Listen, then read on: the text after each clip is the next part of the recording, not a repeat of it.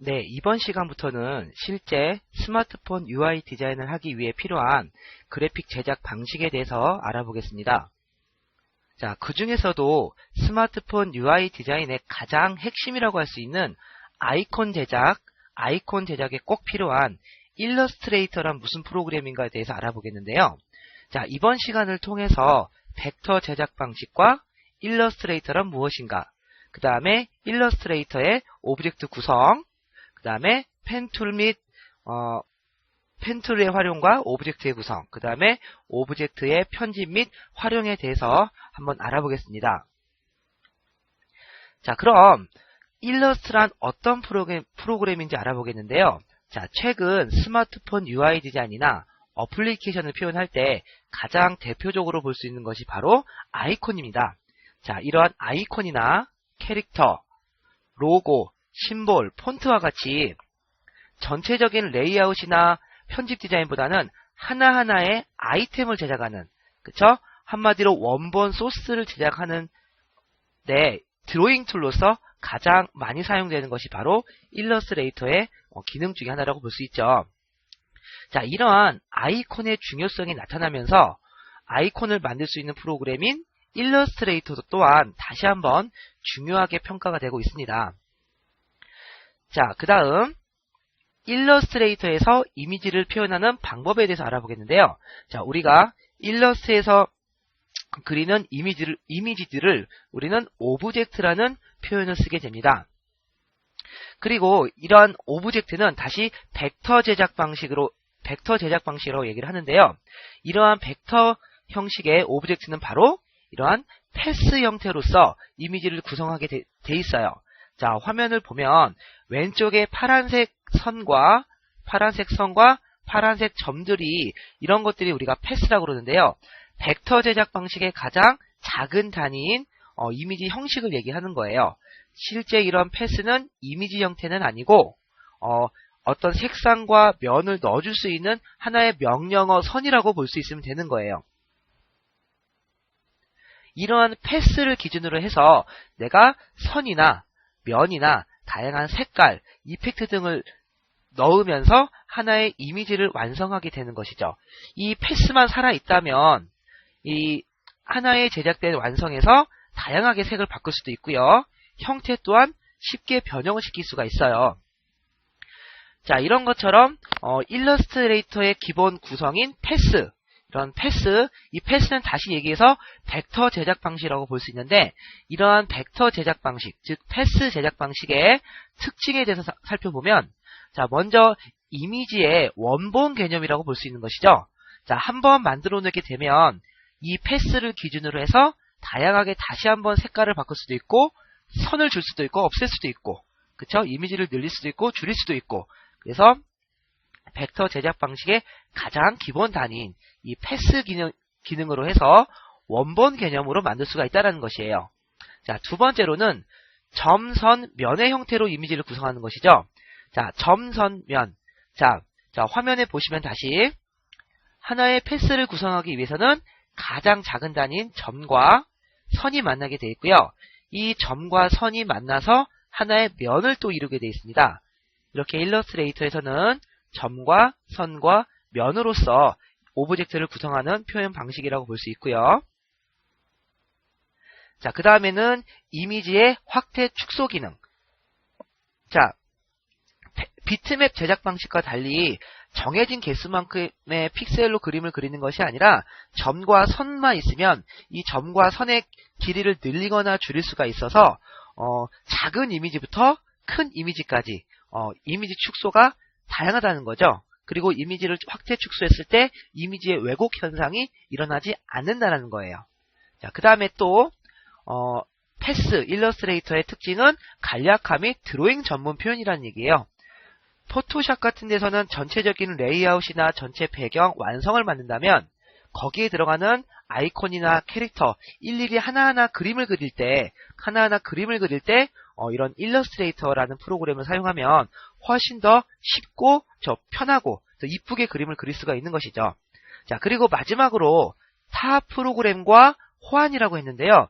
자, 이거는 우리가 주로 그래픽 제작을 할 때 주로 일러스트레이터와 포토샵 이런 식으로 제작을 하게 되는데, 이 일러스트레이터와 포토샵은 같은 어도비 회사 제품이기 때문에 호환이 굉장히 잘 되죠. 그래서 두 프로그램을 서로 번갈아 가면서 그 두 프로그램이 가지고 있는 특징만 살려서 완성된 이미지를 제작하게 되는 것이죠. 자, 이번에는 그러면 일러스트레이터에서 오브젝트, 즉 이미지 구성에 어떤 식으로 이미지를 구성하는지 좀 더 자세하게 살펴보도록 할게요. 자, 지금 일러스트에서 이미지를 표현하는 가장 작은 단위는 바로 점이라고 볼 수 있고요. 우리는 이거를 포인터라고 합니다. 그래서 첫 번째 점을 찍고, 그 다음에 두 번째 점을 찍게 되면 그 점과 점 사이에 선이 연결되게 되는 거죠. 자, 이러한 선을 우리는 패스라고 얘기를 할 수가 있는 거예요. 그래서 이 선은 이러한 형태의 직선 형태로도 있지만, 자, 오른쪽으로 보는 것처럼 이렇게 곡선 형태로도 표현할 수가 있는 것이죠. 자, 이 선을 기준으로 해서 우리가 선만 표현할 수도 있는 것이고, 그 다음에 그 선과 선 안에 이렇게 면으로서도 채울 수가 있는 거예요. 그래서 우리는 이런 것들을 점과 선이 있는 도형이다라고 하고, 그리고 시작점과 끝나는 점이 만나지 않은 이러한 도형을 우리는 뚫린 도형이다라고 얘기를 할 수가 있어요.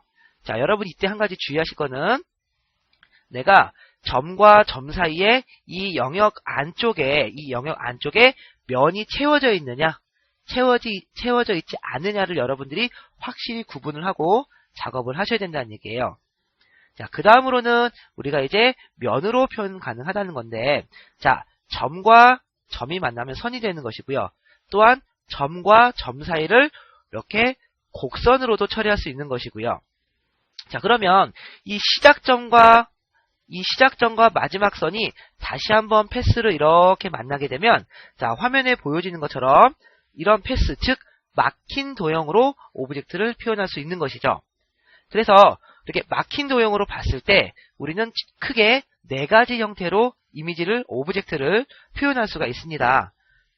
자, 그 중에서 첫 번째는 지금처럼 패스만 존재하는 형태가 있고요. 이 패스만 존재하는 상태에서는 선이나 아니면 점이나 면이 없고 말 그대로 명령어를 가지는 이 패스만 존재하게 되는 거죠. 이렇게 패스만 존재할 때 이 패스를 기준으로 해서, 자, 오른쪽에 있는 것처럼 선을 넣어서 선으로만 표현할 수도 있습니다. 자, 이렇게 선으로 표현됐을 때는 이 내부의 색상은 없고요. 자, 외곽에 선으로만, 즉 외곽선만 있는 오브젝트를 표현할 때는 선만으로도 오브젝트를 표현하는 것이고요. 자, 그 다음에 선은 없애버리고 내부에 패스를 기준으로 해서 내부에 지금과 같이 면만 넣게 해주면, 자, 선은 없고 면만 있는 디자인을 만들 수가 있는 것이죠. 자, 확실히 선만 있는 오브젝트와 면만 있는 오브젝트가 각각 다른 느낌인 것을 볼 수가 있어요. 자, 그 다음에 이제 이 오브젝트를 마찬가지로 기준으로 해서 선과 면을 동시에 넣으면, 자, 오른쪽과 같은 이러한 이미지를 만들 수가 있는 것이죠. 그래서 자, 일러스트레이터에서는 이 네 가지 단계로 표현을 해주게 되는데, 어느 이미지로 표현을 해야지 맞는 표현이다, 이런 거는 없어요. 이런 거는 없고, 내가 표현하고자 하는 그 오브젝트가 그 오브젝트의 적당한 느낌으로만 표현을 해주면 되는 것이죠. 그리고 일러스트레이터는 이 패스를 기준으로 해서 이렇게 선만 있게, 면만 있게, 이렇게 쉽게 이거를 오브젝트를 수정을 해줄 수가 있어요. 그래서 우리가 기본적인 아이콘이나 기본적인 드로잉을 할 때 이 일러스트레이터를 많이 사용한다는 것이죠. 자, 그 다음은 이제 마지막으로 일러스트레이터의 오브젝트 층 구조에 대해서 한번 살펴볼게요. 자, 오브젝트 층 구조라 함은, 자, 일러스트는 자, 화면에 보는 것처럼 내가 완성된 이미지를 만들었을 때 위에서 보는 형태, 즉 완성된 형태로 보여지는 이러한 오브젝트를 보여줄 때, 자, 이거는 어떻게 만들어지느냐? 자, 그 오른쪽을 보시면요, 옆에 각각의 층 구조를 가지고 있는 걸 볼 수가 있어요. 자, 우리가 예전에 유치원 다닐 때, 유치원이나 아니면 초등학교 때 미술 시간에 사람 얼굴을 표현한다든지 또는 동물을 표현한다든지 색종이를 오려서 이런 것들을 표현할 때 어떻게 하죠?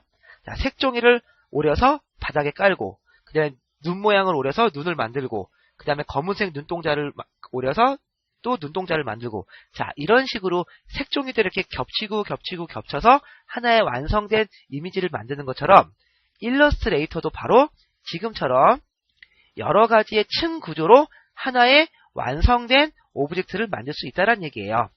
자, 그래서 우리가 한 겹만 만드는 것이 아니라 일러스트는 여러 개의 층으로서 하나의 이미지를 만든다라고 보시면 되는 거예요. 자, 그 다음은 일러스트레이터의 실제 화면 구성에 대해서 한번 살펴보도록 하겠습니다. 자, 지금 화면에 보여지는 것이 우리가 앞으로 배울 일러스트레이터의 화면 구성인데요. 자, 각 버전마다 조금씩 다르긴 하지만 기본적인 형태는 거의 다 비슷하기 때문에 여러분들이 꼭 일러스트레이터 어떤 버전을 사용해야 되는지 뭐 그런 꼭 중요한 부분은 아니에요. 하지만 최근에는 일러스트레이터 뭐 CS3 또는 CS4 지금은 CS5까지 작업을 하게 되어 있는데 실무에서 가장 많이 사용되는 것은 지금 CS3나 또는 CS4 정도를 많이 사용하고 있어요. 자, 지금 화면에 보여지는 거는 CS4를 기준으로 해서 화면 캡처를 받아놓은 것인데, 자, 화면을 기본적으로 살펴보게 되면 가장 상단에 우리가 메인 메뉴라고 해서 기본적인 가장 큰 메뉴들, 뭐 파일을 저장이라든지 아니면은 뭐 중요한 명령어들 또는 팔레트를 열었다 닫았다 하는 그런 메인 메뉴들이 이렇게 위에 자리를 잡고 있는 걸 볼 수가 있고요. 그 다음에 왼쪽에 보시면 툴박스라고 해서 가장 많이 사용되는 명령어들, 특히 편집 툴이나 드로잉 툴, 그런 툴들을 모아놓은 것이 바로 이 툴박스로 보시면 돼요. 가장 핵심적인 메뉴가 되겠죠. 그 다음에 화면 가운데로 보면 실제 이 화면은 우리가 어떤 그림을 그리기 위해서 필요한 그 하나의 캔버스라고 생각하시면 되죠. 그래서 우리는 이거를 도큐멘트 또는 스테이지라고 표현을 하게 됩니다. 도큐멘트 또는 스테이지, 실제 그림을 그려서 이렇게 완성된 형태로 완성을 하는 제작 창이 되겠죠. 이런 것을 우리가 도큐멘트 또는 스테이지라고 얘기를 하고요. 자, 그 다음에 오른쪽을 보시면 자, 이러한 여러 가지 그 창들이 하나 열려 있는 게 보이시죠? 자, 이런 창들을 우리는 이제 팔레트라고 얘기를 해요. 이 팔레트들은 내가 이미지를 그리거나 또는 색을 넣거나 또는 편집을 할 때 이제 다양한 그 세부 명령어들, 각 팔레트마다 기능이 있어서 내가 필요한 팔레트들을 이렇게 열었다 닫았다 하면서 그 작업에 도움을 주는 창이라고 보시면 돼요. 자, 이렇게 해서 우리가 일러스트레이터의 기본적인 이미지 구성과 그 다음에 오브젝트, 자, 그 다음에 화면 구성까지 살펴봤고요. 자, 실제로 우리가 일러스트레이터를 실행시켜서 자, 어떤 식으로 그림이 그려지는지 또 어떤 식의 오브젝트를 표현하는지 좀 더 자세하게 한번 살펴보도록 하겠습니다. 네, 지금 보이는 화면이 바로 실제로 우리가 앞으로 공부하게 될 일러스트레이터 화면인데요. 자, 먼저 일러스트레이터 작업을 하기 전에 우리가 항상 어떠한 작업을 하기 위해서는 새로운 도큐멘트를 하나 열어야겠죠.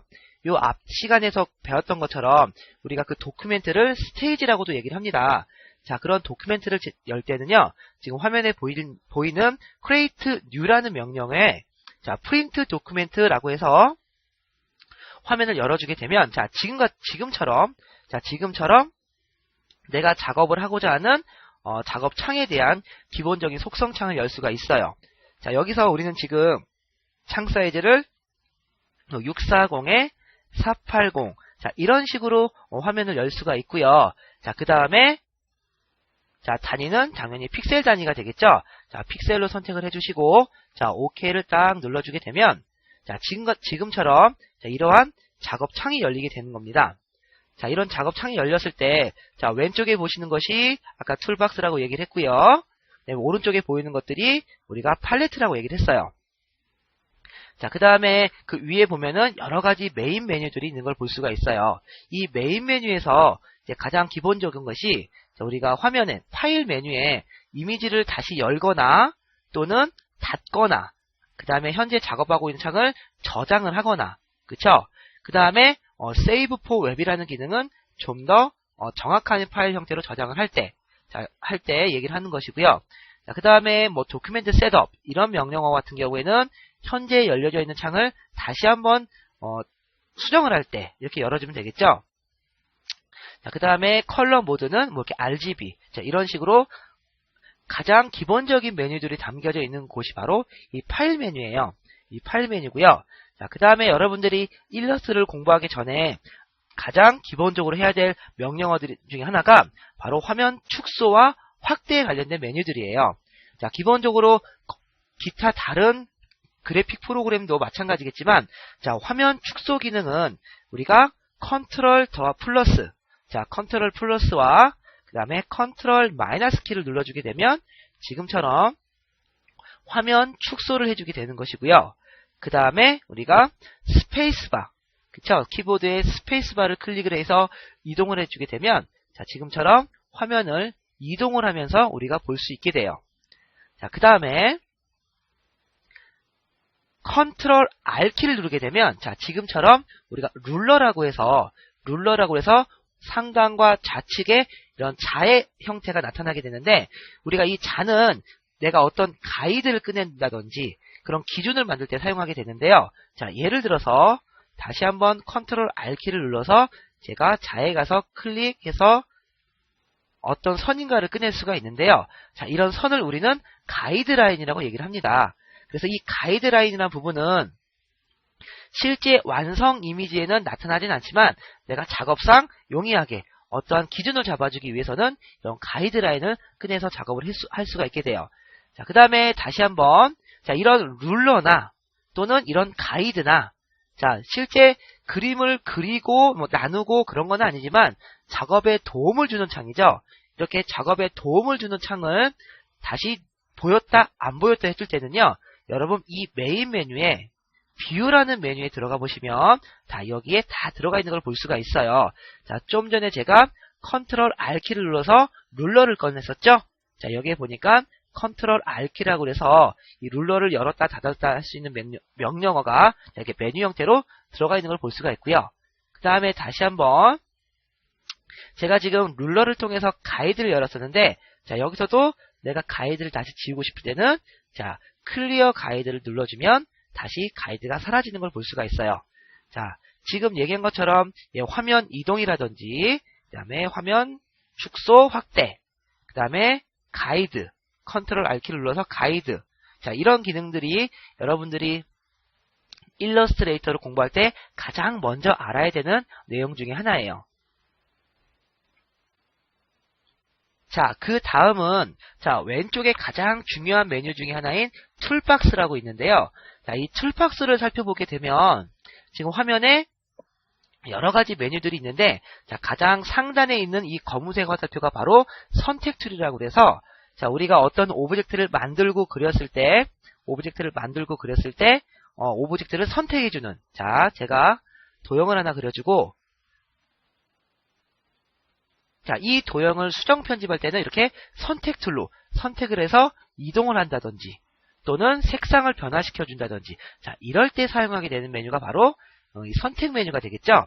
그 다음에 다른 메뉴들을 살펴보면요, 지금 메뉴 옆에 그 조그맣게 화살표가 있는 걸 보이시죠? 자, 이런 화살표는 또 다른 기능의 명령어를 가진 메뉴들이 숨어있는 기능을 보여줄 때 지금처럼 이렇게 조그만 화살표로 표시가 되고요. 우리가 자주 쓰는 명령어는 지금 이 메뉴를 꾹 눌러주게 되면 숨어있는 메뉴들이 보이게 됩니다. 자, 이럴 때 누르고 있는 상태에서 다시 꾹 눌러서 누르고 있는 상태에서 이 맨 오른쪽에 있는 이 버튼에 가서 마우스를 딱 떼게 되면 지금처럼 화면에 나오는 걸 볼 수가 있죠. 자, 그 다음에 다시 끌 수도 있고요. 그래서 우리가 앞으로 많이 쓰는 명령어들, 많이 쓰는 툴 메뉴들은요, 지금처럼 이렇게 화면으로 빼서 사용을 하시면 훨씬 작업상에 빠르게 작업을 할 수가 있게 되는 것이죠. 자, 그 다음에, 자, 오른쪽을 또 보시면, 자, 이런 것들을 우리가 팔레트라고 얘기를 했었어요. 그쵸? 작업에 도움을 주는 그런 팔레트라고 얘기를 했는데, 자, 제가 팔레트를 한번 꺼보겠습니다. 자, 팔레트를 꺼보면, 자, 오른쪽에 작은 이미지로 표현되는 이것들은 퀸 메뉴라고 해서 내가 바로바로 필요한 팔레트들을 이렇게 열어주는 기능을 하는 메뉴들이고요.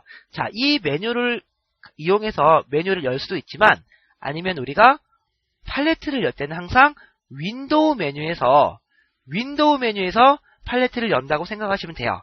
자, 예를 들어서 제가 가장 많이 쓰는 메뉴인 스와치 팔레트, 이 스와치 팔레트를 딱 선택을 해주게 되면, 자, 지금처럼 이렇게 색상 견본 스와치 팔레트가 열 수 있게 되는 것이고요. 자, 그 다음 또 많이 쓰는 명령어가 예를 들어서 이렇게 선에 관련된 스트롱 명령어, 스트롱 명령어 같은 거 여니까 다른 기타 연결되어 있는 많은 프로그램들 같이 열리네요.